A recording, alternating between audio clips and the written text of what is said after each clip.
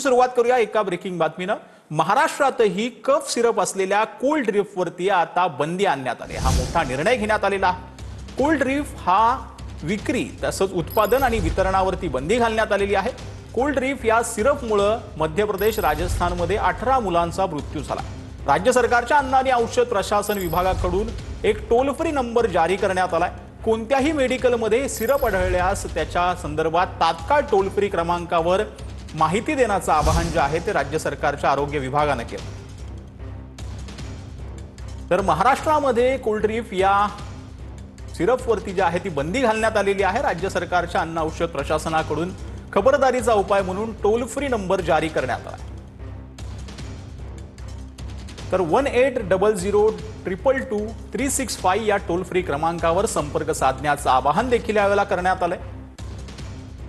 तर मेडिकलमध्ये एप्रिल 2017 ते मे 2025 या कालावधीतील कोल्ड ड्रिंक या सिरप आढळल्यास माहिती देण्याच्या सूचना ज्या आहेत त्या देण्यात आल्या।